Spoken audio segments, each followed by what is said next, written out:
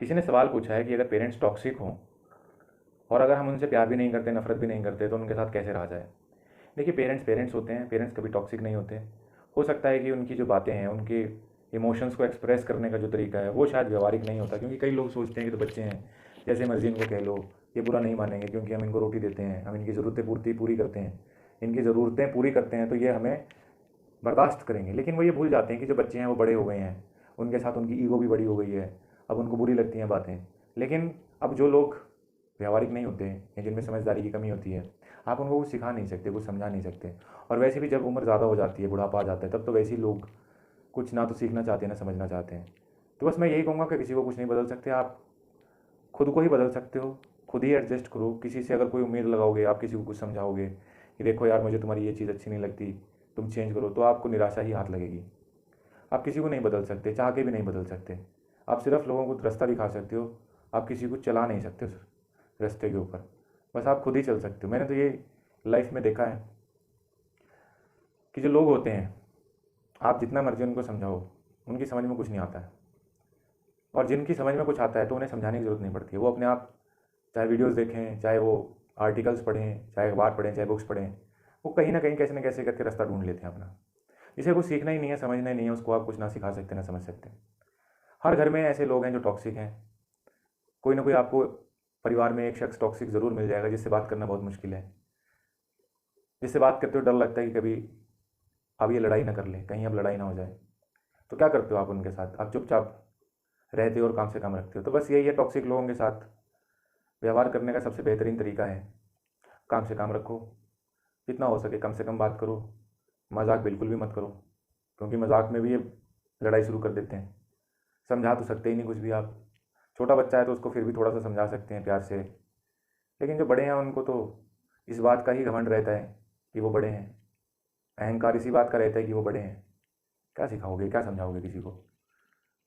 अपनी किस्मत है आपको ऐसे पेरेंट्स मिले हैं, ये भी पिछले जन्मों का कर्म ही है जो ऐसी सेहत या ऐसे पेरेंट्स मिले। तो बस मैं तो यही कहूँगा कि आप अपना खुद के ऊपर ही काम करो, काम से काम रखो, किसी से उम्मीद ना रखो फालतू की। अपनी तरफ से अपनी जो आपके कर्तव्य बनते हैं वो निभाते रहो। जो बेटा या बेटी होने का आपका कर्तव्य है वो निभाओ। वो जो मर्जी कहते हैं सुनते जाओ। इससे कुछ और तो नहीं होगा, लेकिन आपकी बर्दाश्त करने की ताकत बढ़ जाएगी। आपका जो पेशेंस है, धैर्य है, उसमें मजबूती आएगी। क्योंकि दुनिया में आपको ऐसे बहुत से लोग मिलेंगे जिनका कोई इलाज नहीं है। उनका बस इलाज यही है कि उनसे कुछ पंगा लिया ही ना जाए, उनसे दूरी बना के रखें और जितनी ज़रूरत हो उतनी बात करें और कम से कम करें। और अपने आप को सुधारने की कोशिश करते रहें, अपने धैर्य और शांति पे काम करते रहें। अपने आप से जितना जुड़ाव लगाव होगा, जितना आप अपने आप के संपर्क में होंगे, आपको दुनिया की भारी चीज़ें अफेक्ट नहीं कर सकती। If you are in touch with your self, no one can disturb you. अब मेरे जब ये कहता हूँ कि अपने आप से टच में हो तो कोई डिस्टर्ब नहीं कर सकता, इसका मतलब क्या है? इसका मतलब बस यही है कि खुद को जानो, समझो, अपने ट्रिगर्स देखो कि मुझे क्या चीज़ें अफेक्ट करती हैं, और अपने माइंड को उस तरीके से प्रिपेयर करो कि यार ये आदमी ऐसा बोलता है तो मुझे परेशानी होती है, तो तुम उस आदमी से उम्मीद करनी छोड़ दो कि ये तुमसे तमीज़ से इज्जत से बात करेगा। तुम ये समझ लो कि ये तो इनका व्यवहार है, ये तो ऐसे ही करते हैं, इन्होंने ऐसे ही करना है। आपको क्या करना चाहिए? अच्छे बेटा या अच्छे बेटी के तौर पे आपको कैसा व्यवहार करना चाहिए? आप अपने जिम्मेदारी में गलती ना करें बस, क्योंकि आपके ही कर्म आगे चल के आपकी ये किस्मत बनाएंगे। आपने पिछले जन्म में कुछ बुरे कर्म करे थे जो आपके ऐसे पेरेंट्स मिले जो लापरवाह हैं, जो गालियाँ देते हैं। लेकिन अब फिर से उस अकाउंट को रीओपन मत करें, उसको सेटल हो जाने दें। वो जैसे मर्जी करते हैं वो करने दें। आप अपनी तरफ से एक अच्छे बच्चे या बच्ची का किरदार निभाएं। आप उनके साथ अच्छे से रहें, तमीज़ से रहें, उनको वो इज़्ज़त दें जो मिलनी चाहिए, उनका ख्याल रखें। और जब आप ये सब करोगे तो शायद ज़रूरी नहीं है कि वो उनके व्यवहार में कुछ बदलाव आए, वो तो वैसे ही रहेंगे। लेकिन जो भी ग्रहों की स्थिति खराब हुई है वो ठीक हो जाएगी, और जब भी उन ग्रहों की दशा महादशा आएगी तो आपका ज़िंदगी सुख शांतिपूर्वक निकलेगा। अगर आप लोग इन चीज़ों में बिलीव नहीं करते, ज्योतिष में बिलीव नहीं करते, तो साइकोलॉजी में करते हो। तो साइकोलॉजी में भी यही है, अगर आप किसी के साथ अच्छे से बिहेव करोगे तो वो दूसरे के बिहेवियर को इम्पैक्ट करता है।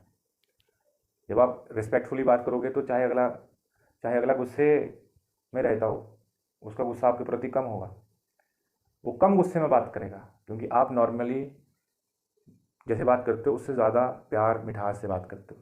तो टॉक्सिक आदमी के साथ रहना है तो बस मिठास के साथ ही रहना है, और उनसे कोई उम्मीद मत करो। बस यही तरीका, और कोई तरीका नहीं है टॉक्सिक आदमी के साथ रहने का। Thank you.